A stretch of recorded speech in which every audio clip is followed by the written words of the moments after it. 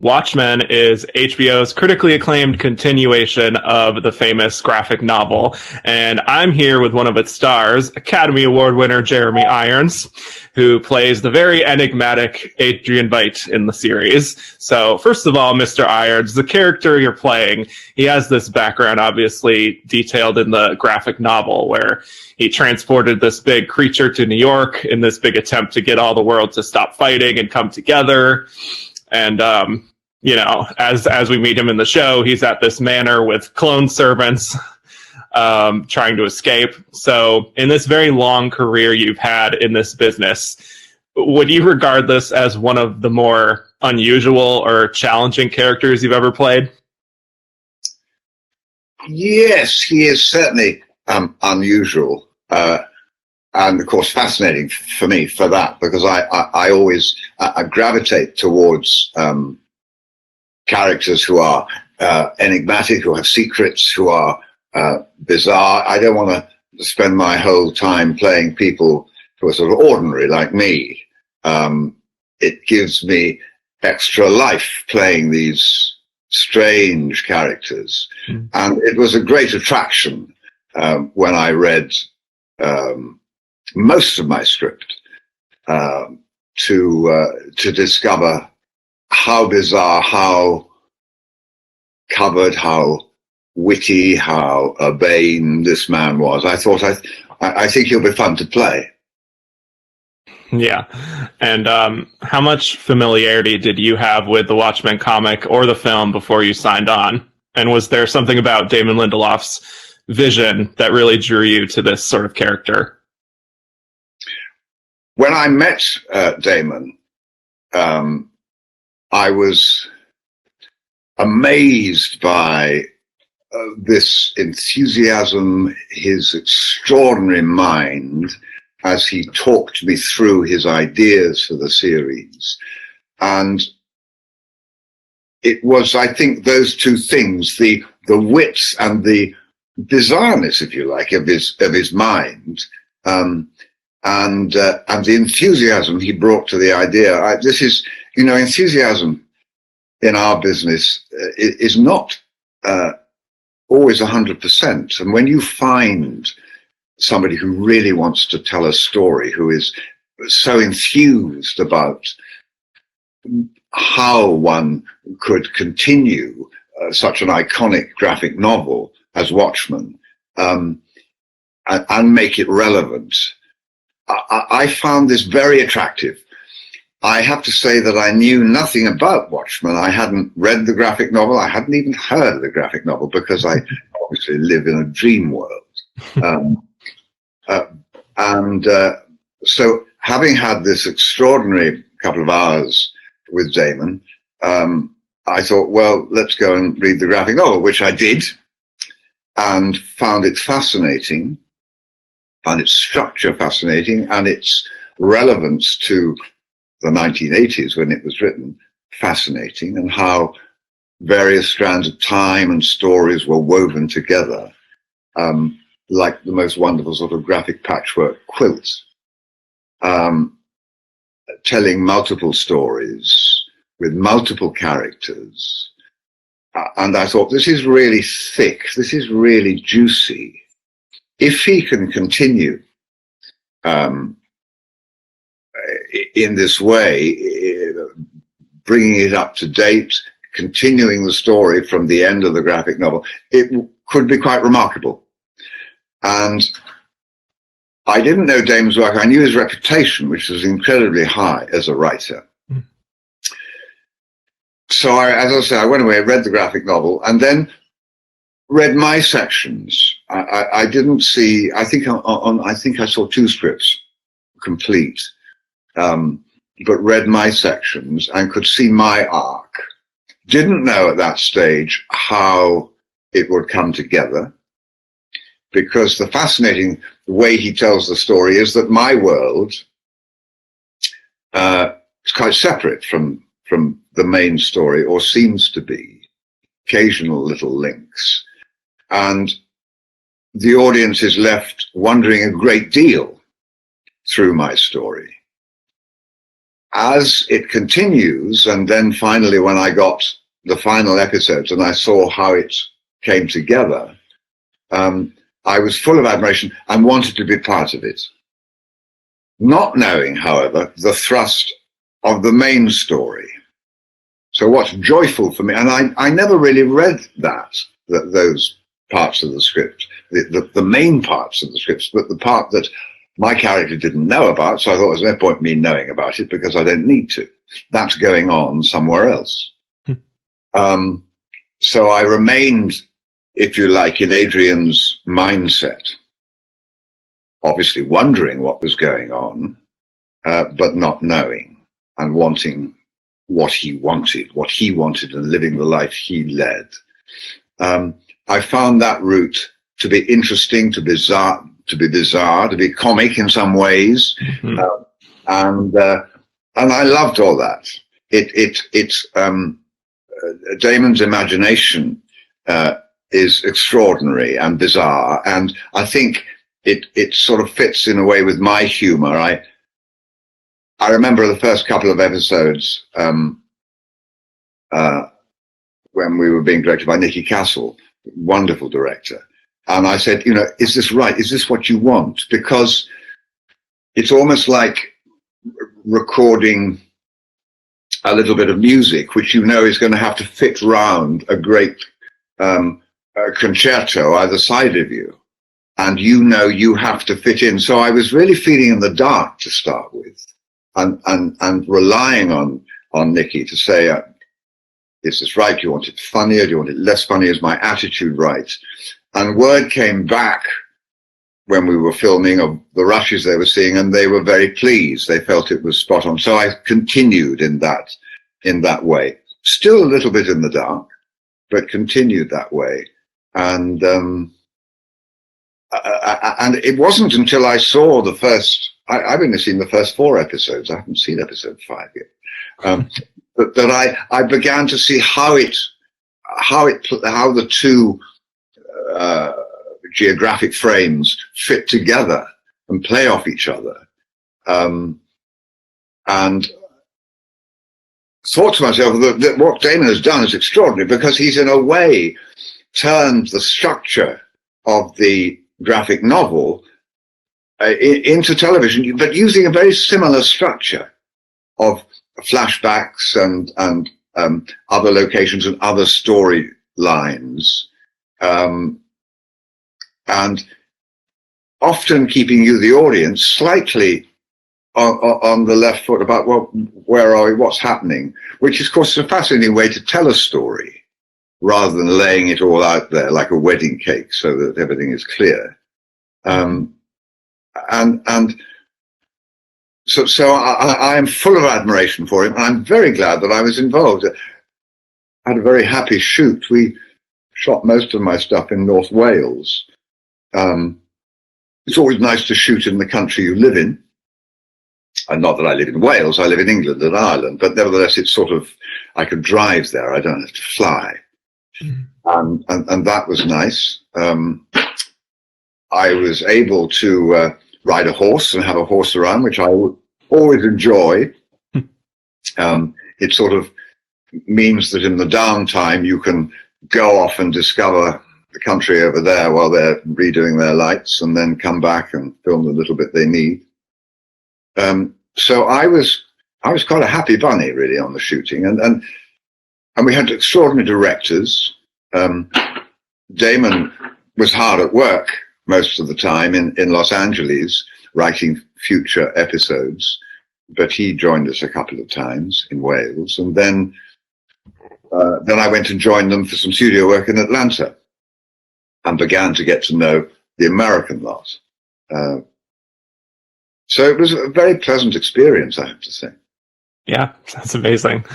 And as of this recording, we're about halfway through the season, so we don't quite know yet how Adrian's story ends, and I don't want you to spoil anything, obviously, but Adrian has been at this manor for years and years, pretty much alone outside of his little clone servants, and I'm wondering if you think that isolation away from humanity has kind of altered his sense of reality and maybe even some of his political motivations.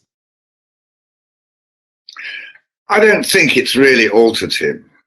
I mean, Adrian chose to build his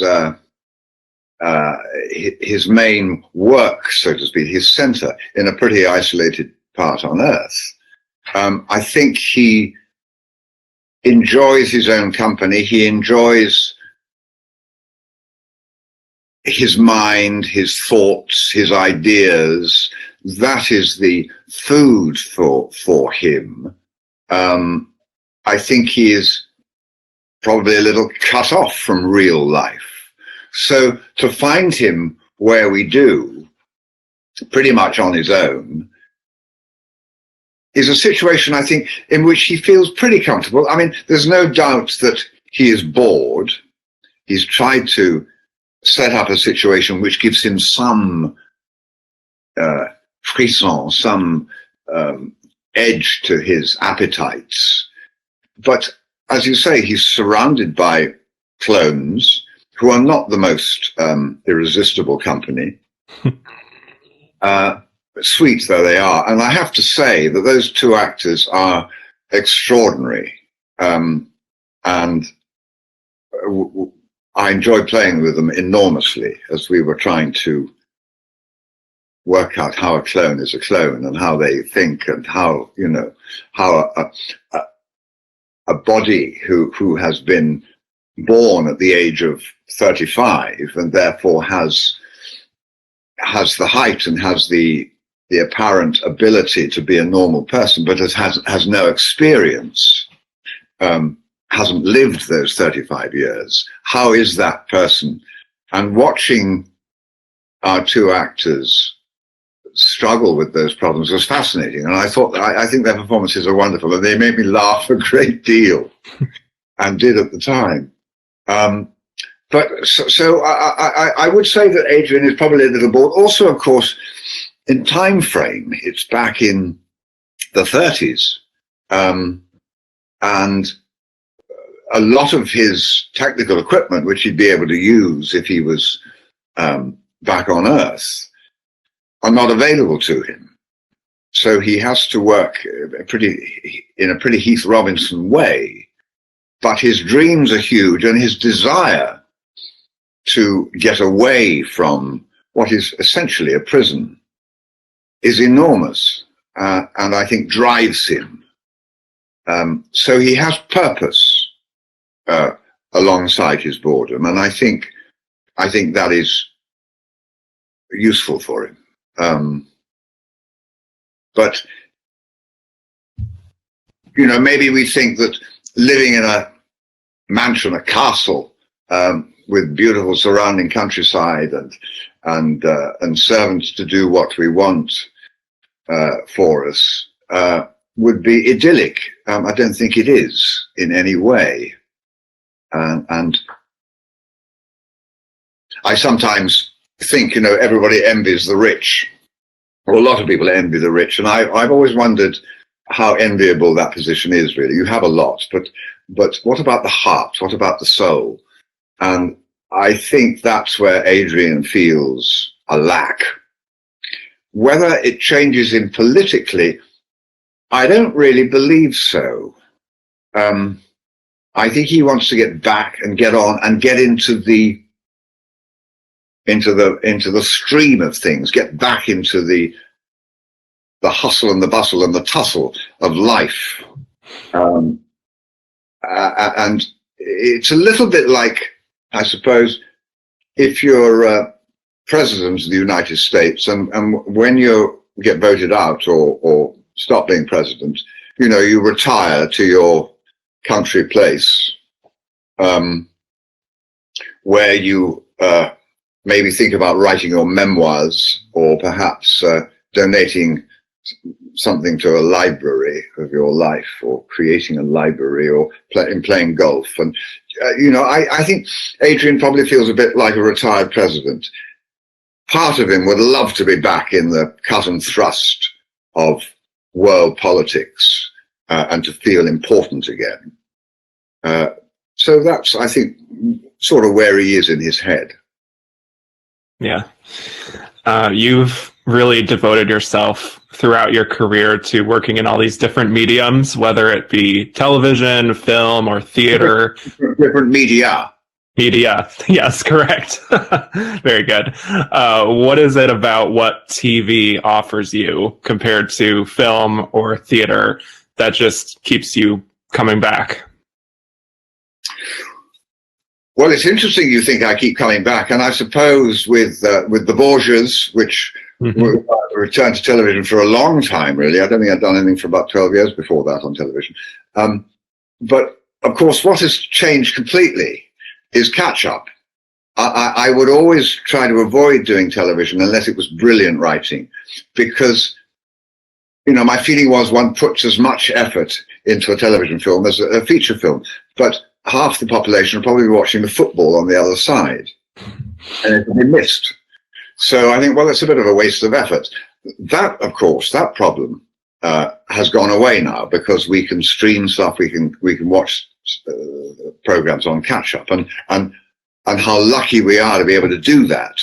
And what it does, I think, is elevate television into almost being film. Yes, we don't see it on a wide screen in a cinema, but how many people watch films like that? Sadly, now I think many people do watch on their smaller screens, watch feature films. So that difference between television and film is sort of gone. Then, of course, we've had this wonderful influx, because with catch-up and streaming and cable and whatever, the audience has become really enormous for the best shows, which means that they can afford a budget to make hopefully a spectacular piece of work, and a budget to attract the best writers, the best directors, the best actors. And so the difference that used to be there between television and film, and used to be felt by people working in the business, is no longer there. And I think some of the best work is being made for television now. The business is really changing. And so that, for me, is why there was really no argument when Watchmen was suggested. I thought, yeah, if it works, it'll go very wide. It'll be seen by a lot of people. And that wouldn't have been the same 15 years ago. Yeah, I think you're exactly right there. And as we sort of wrap up, since we're an awards website, I want to go back to your win at the Oscars back in 1991 for Reversal of Fortune. So what are your memories of that night? And also, you know, we're about almost 30 years on from that now. So I wonder how you think it really affected your career moving forward. Well, it was a most wonderful night. I mean, there's award ceremonies I could take or leave, but it's great when you win. And it was a huge honor for me, and it is great for your self-esteem. How much it changes careers, I'm not convinced it changes very much. I mean, I think the big thing for me was that everybody in the business who had a script which they couldn't get made sent it to me, because they thought, well, if we get an Oscar winner on board, we might get the picture made. Because they were all terrible scripts, because that's why they weren't made. They weren't very good scripts. So I had to read a lot of things which weren't very interesting. And since in my career, you know, pre-Oscar, I'd always been, as an actor, a bit fussy. I mean, I always look for a script which makes me buzz a bit, you know, which whets my appetite, which agitates my phagocytes, however you like to call it. Something I think, oh yeah, I'd love to see this. And what an interesting character. That's something I haven't played before. I'd love to examine that. Well, that hasn't changed. I've always been like that since I started out as an actor in the theatre.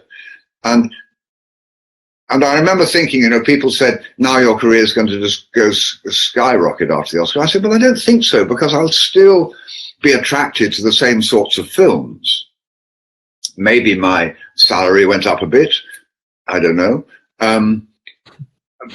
but it didn't really. I mean, it was a wonderful milestone, but I think my career has sort of continued along a natural, a natural route. And now, as I get older, I'm sort of, I suppose, in some ways harder to cast, and so it gets a little quieter, but you're still watching for that movie, that script that really excites you. And if it happens a little less than it used to, well, that's quite nice, because there are even more things I like doing apart from film than there were when I was in my 30s. Yeah, that's fascinating. And thank you so much, Mr. Jeremy Irons, for speaking with me today. It was a real pleasure to talk to you. And for everyone else, please hit subscribe for more great awards season interviews, and head over to goldderby.com for more coverage and to make some of your own predictions. Thanks again.